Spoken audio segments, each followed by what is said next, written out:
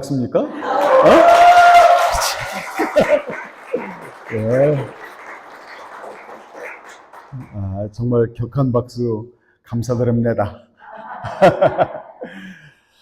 여러분과 함께하는 시간들이 참 너무 귀하고 소중합니다. 또 은퇴 이후에 하나님께서 순간순간 일하게 하시는 과정들을 이렇게 바라보면서 오히려 여러분들을 위한 시간들이 아니라 저 자신을 위한 소중한 부르심을 다시 한번 느끼고 또 고백하는 그런 순간들이 돼서 얼마나 감사한지 모르겠습니다. 제가 1부에 2부에 다 나오시는 여러분들이 너무너무 사랑스럽고 귀해서 제가 말씀을 하나 더 준비해서 이제 여러분과 나누기 위해서 1부, 2부 예배를 좀 다른 말씀으로 나누게 되었습니다. 여러분 루마니아의 작가인 게오르규가 쓴 25시라고 하는 소설 영화로도 제작이 됐습니다. 안소니 킨이 주연으로 나오는 요한 모리츠라고 하는 사람의 이야기가 나오는데 그 영화, 그 소설을 읽어보면 그러니까 2차 세계대전 때 요한 모리츠라고 하는 한 사람이 징집되면서부터 전쟁을 겪고 그 전쟁의 틈바구니 속에서 얼마나 철저하게 인간의 존엄성이 무너지고 이용당하고 배신당하고 철저하게 짓밟히는 그런 과정들이 나오게 됩니다. 그리고 그렇게 해서 전쟁에 겨우겨우 살아나서 집에 돌아왔을 때 자기 아내가 다른 강간을 당해서 다른 남자의 아이를 임신해 있고 그리고 그 아이를 데리고 살아가는 그 모습들이 그 안소니 킨의 그 표정을 통해서 그 인간의 존엄성과 또 존귀함들이 무너져 있는 다양한 모습들을 표현하는 그런 좋은 소설입니다. 근데 그 책 제목이 25시라고 얘기합니다. 우리의 상식으로는 시간은 24시로 모든 게 끝나고 또 그렇게 새롭게 시작을 하는데 게오르그가 25시라고 하는 표현을 쓴 거는 24시면 모든 게 끝나는데 25시라고 하는 표현을 쓴 것은 모든 것이 끝났는데 완벽하게 끝난 시간입니다. 그러니까 가능성이 제로만 해도 나은 거예요. 가능성이 제로가 아니라 마이너스 1 뭐 이런 분위기입니다. 더 이상 희망이 없다는 겁니다. 완벽하게 죽은 시간, 완벽하게 조금도 여러분 예를 들어 우리가 씨앗을 갖다가 땅에 심으면 나지 않습니까? 그 씨앗을 근데 푹 삶아가지고 심으면은 가능성 제로가 됩니다. 아니 그거는 전혀 싹이 날 가능성이 없어집니다. 그러니까 게오르규가 지금 우리가 살고 있는 전쟁을 겪었던 온 인류를 바라보는 심정이 바로 그런 심정으로 이 25시라는 것을 표현했습니다. 우리가 인생을 살면서 여러분 여기까지 오는 과정에 다양한 일들을 경험하셨을 겁니다. 어떤 사람들은 깊은 질병 때문에 더 이상 가능성, 더 이상 희망이 없는 25시와 같은 상황을 겪을 때도 있고 아니면 사업적으로든 또 가정적으로든 다양하게 여러분들이 겪었던 그 힘든 순간순간들이 과연 하나님은 살아계실까? 왜 하나님 나한테 이렇게 하실까? 나는 이 상황에 도대체 어떻게 살라는 말인가? 길도 안 보이고 사람도 안 보이고 심지어는 하나님도 안 보이는 그런 절망적인 순간들이 지나간 시간에도 겪었고 어쩌면 지금 여러분 중에 누군가는 또 그런 경험을 하고 있을지도 모르고 앞으로 우리들은 그런 인생을 겪을 수가 있을 겁니다. 그러나 여러분 우리가 많이 들었던 말씀 중에 이런 이야기 있죠. 인간의 절망은 하나님의 시작이다라는 겁니다. 그게 여러분 우리 믿음의 묘미입니다. 우리 인간에게서의 가장 절망스러운 순간, 죄를 뒤집어 쓰고 베옷을 입고 절망하면서 통곡하고 애통하면서 아니 기도할 때 입에서 기도조차 나오지 않아서 탄식만 나오는 순간들이 있잖아요. 그런 순간들이 있습니다. 근데 우리 인간의 끝이 하나님의 시작이라는 겁니다. 여러분 알고 있는 많은 사람들의 뭐 유튜브든지 개인적으로 뭐 교회든지 어떤 분들의 간증을 들을 때마다 그 간증은 늘 거기에는 빼놓지 않는 게 그 사람이 가지고 있던 절망스러웠던 순간에서 건지신 하나님에 대한 이야기를 우리는 간증으로 많이 표현해 냅니다. 자, 근데 어떤 사람들은 그런 어려운 순간에, 특별히 여러분 우리 성경을 관해서 우리 복음서를 읽고 또 우리가 하나님에 관한 역사를 성경을 통해 읽다 보면은 모두가 다 인간이 창세기 이후에 죄를 범한 까닭에 인간들은 많은 고통과 어려움을 겪습니다. 죄의 결과들이죠. 근데 하나님은 죄를 향한 구원의 역사를 계획함과 동시에 인간들이 겪는 그 절망스러운 상황들을 그대로 두려고 하진 않습니다. 하나님은 합력하여 선을 이루시는 방식을 통해서 그 절망과 탄식 속에서 주님은 그들을 만나주시고 그들의 문제를 해결하시면서 내가 바로 너희의 여호와인 것을 사람들에게 끊임없이 알게 하셨어요. 그래서 우리 특별히 복음서에 보면은 예수님을 찾아왔던 사람들이 대부분 다 그런 경험 속에 있던 사람입니다. 세리가 되든 장녀가 되든 아니면 남의 것을 탐색하든 세리가 되든지 간에 문둥병자가 되든지 간에 부정한 삶을 살았던 사람인지 간에 또 높은 곳에 자리에 있었지만 여전히 기쁨이 없던 사람들인지 간에 모두가 예수님을 찾아오는 순간에 그들의 인생이 바꿔집니다. 절망스러운 25시와 같이 24시를 넘어서 정말 조그만한 가능성도 없는 그런 순간에 그 사람들은 예수님을 찾아와서 예수님을 만나는 순간에 그들의 인생에 빛이 보이기 시작하고 뭔가 이상하게 구름이 걷히면서 그들의 인생에 새로운 희망의 25시라고 하는 새로운 표현을 그들의 인생 속에 표현하기 시작을 합니다. 예수전도단이라는 제가 하와이에서 훈련받던 DTS라는 YM의 창시자였던 로렌 커닝햄이라는 목사님을 여러분 책을 통해서 좀 알 수 있을 것 같아요. 그분이 지은 책 중에 제가 아주 좋아하는 책 중에 하나가 벼랑 끝에 서는 용기라는 책입니다. 여러분 한번 꼭 좀 읽어보세요. 벼랑 끝에 서는 용기인데요. 여러분 이 책에 나와 있는 많은 이야기들의 요약은 뭐냐면 내가 보장받을 수 있는 안전지대에 깊숙하게 자리 잡고 살면은 우리 하나님 체험하기가 너무 어렵습니다.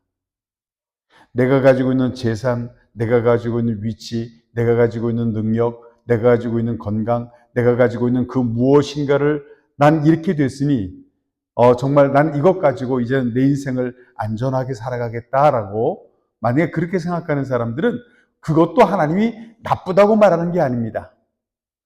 그렇게 우리는 인생을 살 수도 있지만은 근데 우리가 하나님을 만나는 경험이라는 것은 벼랑 끝에 쓸 때 거기서 우리는 하나님을 만나게 되는 특별한 경험을 하게 된다는 겁니다.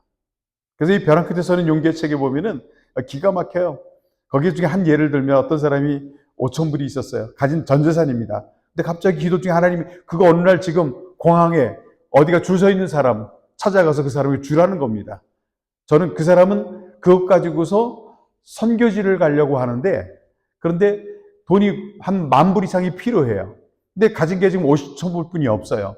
근데 그걸 갖다가 지금도 5,000불이 모자라는데 주라고 하는 감동을 받고 고민하다가 순종합니다. 차를 타고 어느 에어라인 줄 서 있는 누구 여기 누구 있으시냐고. 근데 제가 그런 사람이라고. 제가 기도 중에 하나님께 당신에게 이것을 주라는 말씀을 들었습니다. 그래서 저는 순종할 뿐입니다. 순종하고 왔습니다. 놀랍게도 그 사람은 아프리카를 가는 선교사님이었는데 자기도 아프리카까지 갈 돈이 없는 거예요. 그런데 하나님께서 그냥 가서 티켓팅하는 그 자리에 줄 서라는 겁니다. 그 말을 순종해서 그냥 미친 척하고 줄 서서 앞에서 그냥 순서대로 가고 있는 중에 있는 거예요. 티켓도 없이 돈도 없이 그냥 순종하는 마음으로 갔은 겁니다. 앞에 한 3-4사람 남았을 때 그 사람이 달려와서 그 비행기 티켓 비용을 그에게 주고 이 사람은 호련히 떠납니다.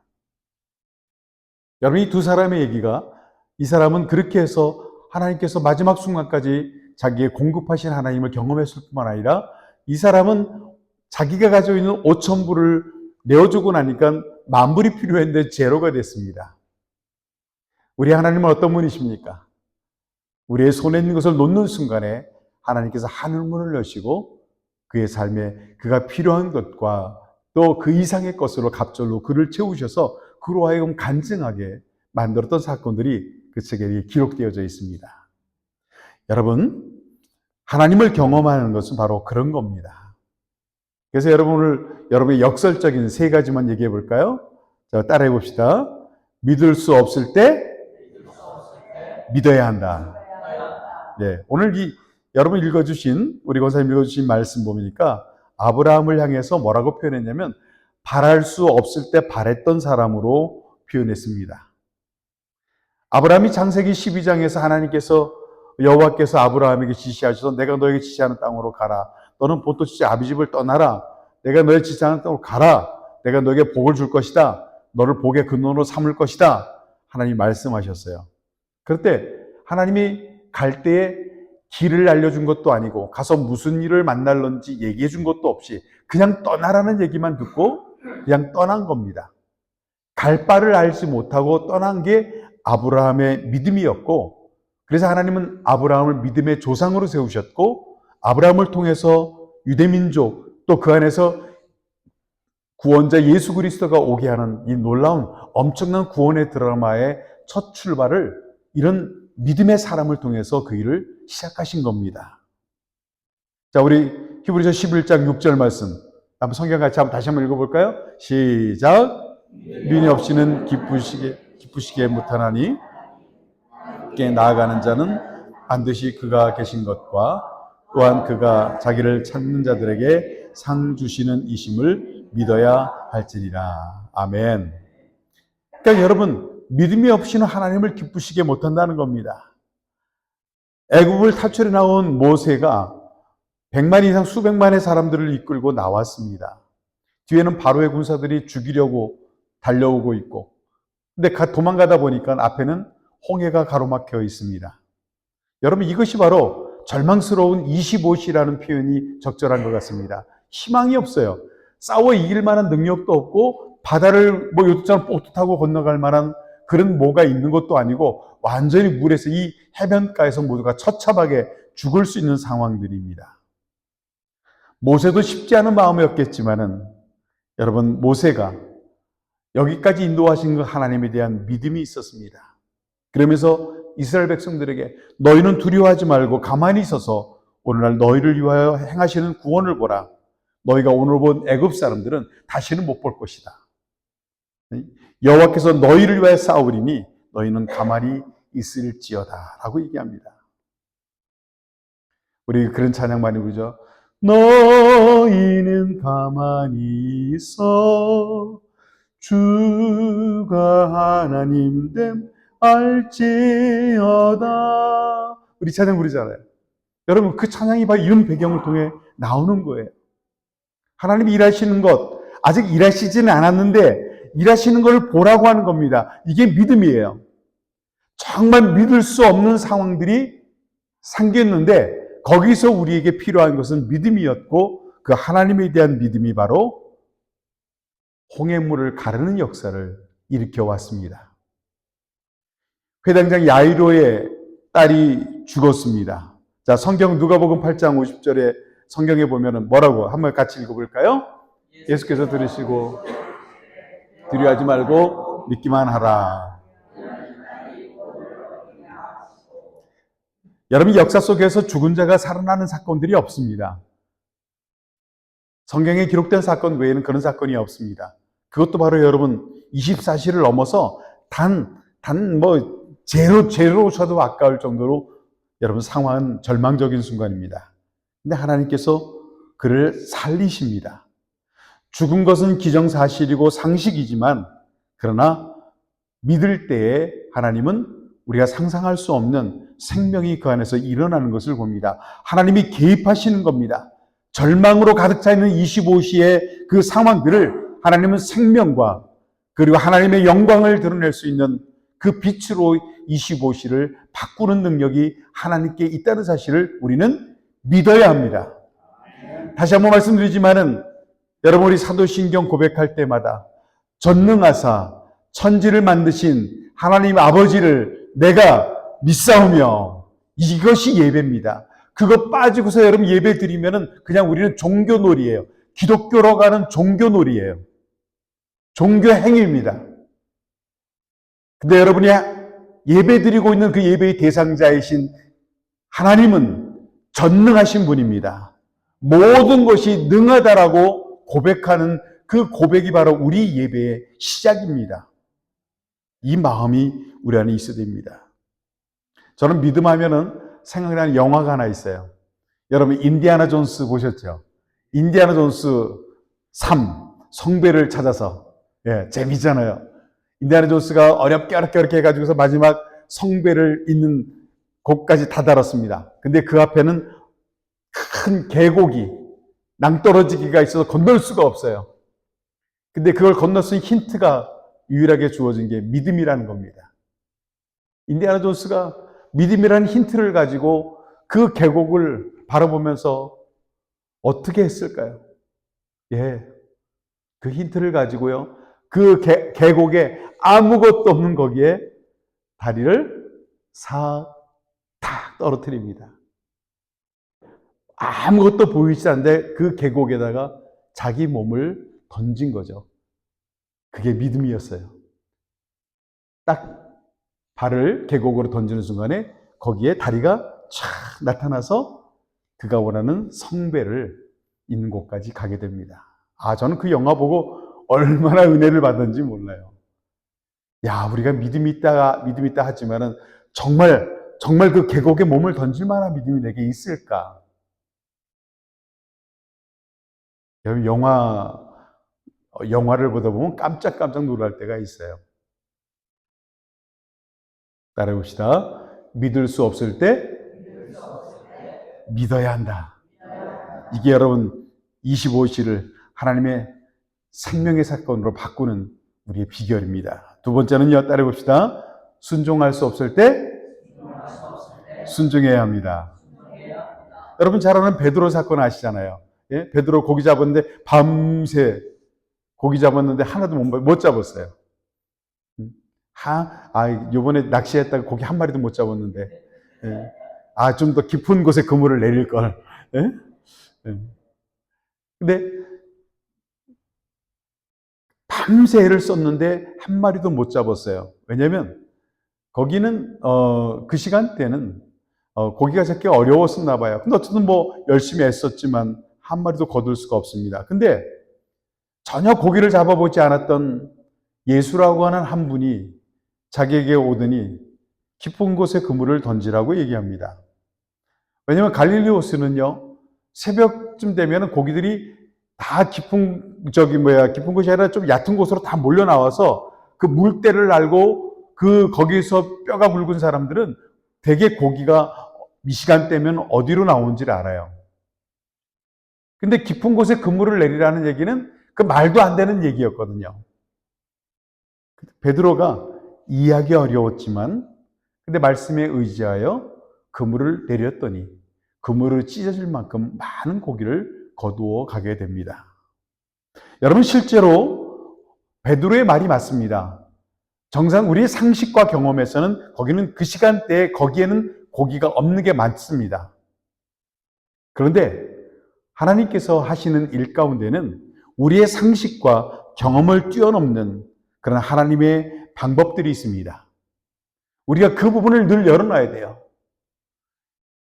우리 IT에 계시는 최고의 첨단 과학을 공부하고 또 그렇게 인공지능을 공부해서 지금 하이테크로 세상을 이끌어가는 그런 세상 속에 살고 있습니다.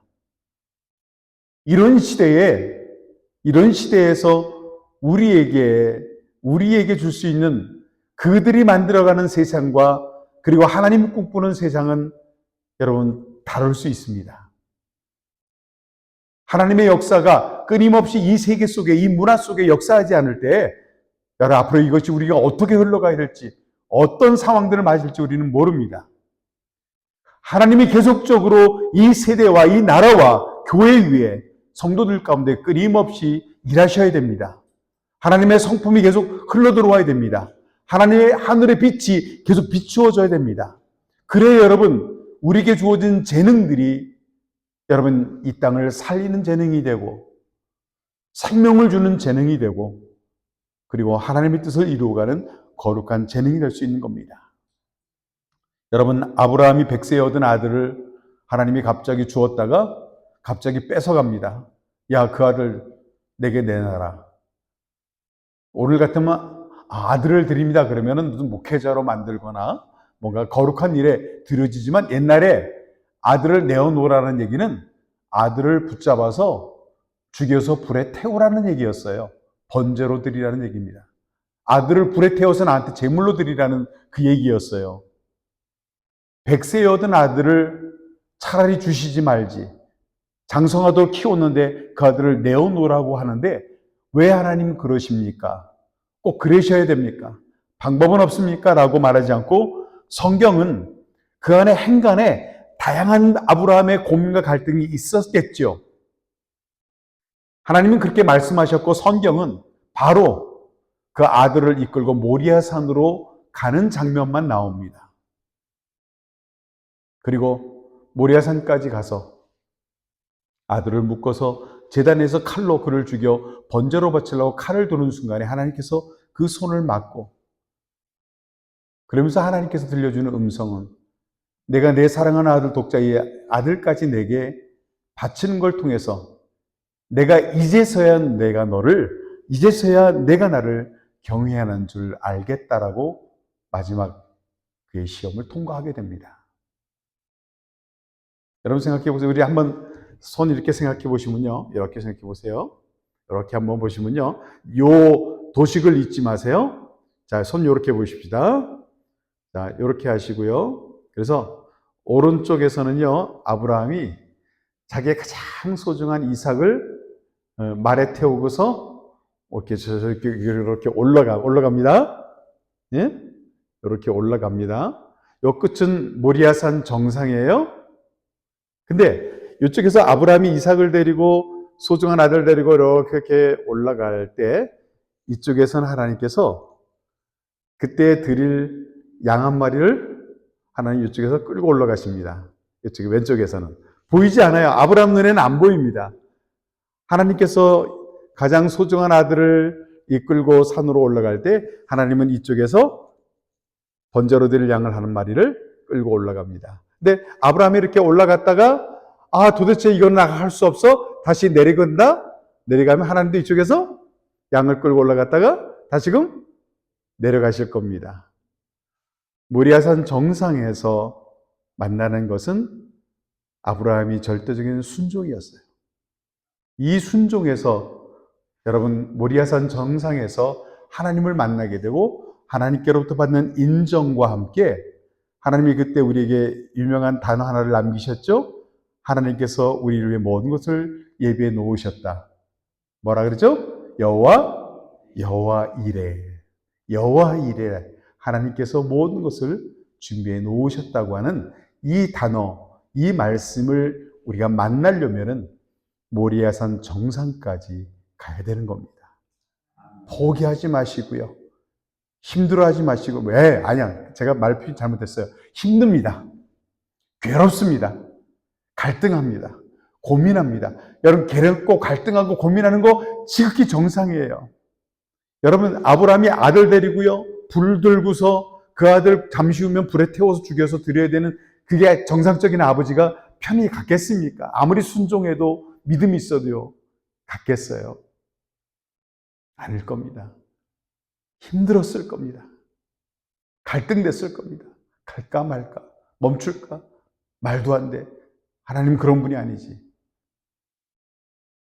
그런데 이렇게 순종을 통해서 하나님의 역사를 이루어갑니다. 제가 짧은 간증 하나 할게요. 제가 군목할 때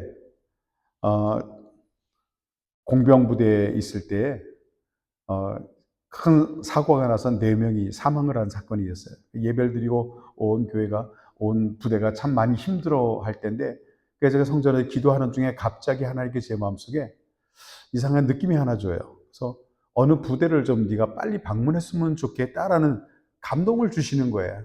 근데 제가 그때 여러 가지 일도 많고 그래서 내일 가시죠. 그럼 내일 가야 되겠다고 생각을 했습니다. 근데 이상하게 제 마음에 너무 강력한 가야 된다고 하는 그 감동이 너무 강하게 몰려왔습니다. 그래서 제가 그래, 어쨌든 일은 나중에 하고 순종하자. 그래서 떡을 사가지고 뭐 음식을 좀 준비해서 그 부대에 한 2시간을 차 타고 갔습니다. 그래 부대에서는 목사님이 왔다니까 병사들이 잠깐 쉬는 시간으로 곳곳에서 이제 그 작업을 하던 병사들을 한 곳으로 다 모아놨습니다. 그 제가 예배드리고 찬양하고 뭐 재미난 율동도 하고 떡도 나눠 먹으면서 병사들을 한 150명 정도를 모여서 위로를 하고 그리고 돌아왔습니다. 그런데 그 다음날 아침에 갑자기 부대 여단장이 자기 보고 자기 방으로 오라는 거예요. 아주 불교의 회장이었거든, 그분이. 저를 아주 굉장히 힘들게 하고 어렵게 했던 분이에요. 나보고 목사라 그러지도 않아요. 야, 군종장교 빨리 와! 그래서 군종장교라고. 그래서 알았습니다 하고 갔어요. 그랬더니 제가 갔던 부대에 대대장이 앉아있고 여단장이 있는 겁니다. 그 자리에서 대대장이 보고를 하는 겁니다. 목사님, 그분은 크리스찬이었어요. 어제요, 목사님이 병사들을 모아가지고 예배를 드리는 그 시간에 그 산악도로를 이렇게 뚫고 가는 작업을 하는 중인데 산사태가 일어나가지고 그 자리에 있던 어떤 덤프트럭하고 불도저 이런 것들이 6대인가 7대가 산사태로 그대로 싹 쓸어갔습니다. 목사님, 만약에 그 시간에 병사들이 거기 있었다면 50명 이상 떼죽음을 당할 뻔했습니다. 그 이야기를 여단장에게 보고를 하는 겁니다. 정말 저는 아찔했어요.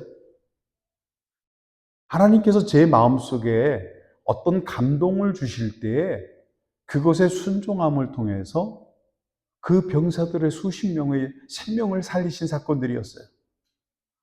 그때 제가 깨달은 게 있었어요. 그래.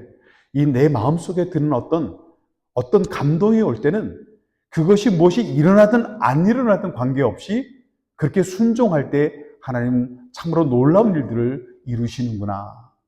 제가 여러분들의 새벽기도 때 중보기도 말씀을 드릴 때 이미 그 말씀을 드렸잖아요. 그렇게 여러분 순종할 수 없는 상황이지만 순종할 때 누군가를 살리고 우리의 삶에 또 다른 하나님의 역사를 이루어가는 거룩한 하나님의 사건이 될 수 있는 게 이 믿음의 세계입니다. 자, 마지막으로는요, 따라해 봅시다. 기도할 수 없을 때 기도하자. 자, 우리의 주인공 다니엘 아시죠? 예. 기도하면 죽습니다. 법으로 정해졌어요. 기도하면 죽는다는 사실을 알고도 그가 하루에 전에 하던 대로 하루에 3번씩 예루살렘을 향해 문을 닫고 몰래 한 게 아니라 창문을 열고 기도하고 감사하였더라. 예, 그냥 죽으면 죽겠다는 겁니다. 늘 하던 대로 기도할 수 없고 기도에 대해서 방해를 받고 기도를 못하게 하는 상황이고 숨겨야 될 상황이지만 그냥 당당하게 창문을 열고 기도했더니 하나님께서 그를 살린 것이 아니라 진짜 사자굴 속에 집어 던졌습니다. 근데 하나님께서는 사자굴 속에서 그를 건져내시게 되고 그를 더 존귀한 자로 높이게 되었습니다. 여러분, 여러분의 마음속에 기도하고 싶은 마음이 생기면 꼭 기도하셔야 됩니다. 기도해야 되겠다 생각이 들면 주저하지 말고 기도하셔야 됩니다. 왜냐하면 하나님께서 지금 여러분들에게 뭔가 말씀하고 싶어 할 때, 무언가를 주시고 싶어 할 때, 뭔가 여러분들을 통해 뭔가를 이루기 원하실 때 기도하고 싶은 마음이 우리에게 주어지게 되고 그것을 순종해 갈 때 하나님이 예비된 은혜를 누릴 수 있게 됩니다. 반대로 기도하기 싫어질 때 있죠. 기도하기 싫어질 때 기도하면 이거 땡 잡는 거예요. 왜 그런지 아세요? 기도하기 싫어진다는 거는요, 사단이 하나님께로부터 오는 것을 방해하기 위해서 우리를 바쁘게 만들고 기도하기 싫게 만들고 우리를 짜증나게 만들고 힘들게 만드는 겁니다. 그러니까 여러분, 기도하기 싫어지는 느낌이 올 때는요, 지혜로운 하나님의 사람들은 야, 이거 뭔가 하나님이 내게 큰 은혜 주시려고 그러는 거 보구나. 요걸 사단이 알고 요거 방해하는구나. 그때 지혜롭게 다시 한번 기도하는 것. 그게 바로 기도에 순종하는 것들입니다. 기도할 수 없을 때 기도해야 됩니다. 더 큰 은혜가 임하게 될 겁니다. 사도 바울이 복음을 전하다가 빌립보 감옥에서 실컷 얻어 터지고 두드려 맞고 옥에 갇혔지요. 바울하고 실라가. 실컷 얻어 맞고 더군다나 복음을 위해서 주를 위해서 일하다가 그렇게 오해를 받고 억울하게 매맞고 옥에 갇히는 상황 속에서 의심하고 원망하고 불평하기는 참 쉬웠을 겁니다. 근데 성경은 그렇게 찬송할 수 없을 때 그들은 그 옥에서 찬송하고 기도했다고 얘기합니다. 찬송할 수 없을 때 찬송했고 기도할 수 없을 때 그들이 기도했습니다. 다른 여러분 어떻습니까?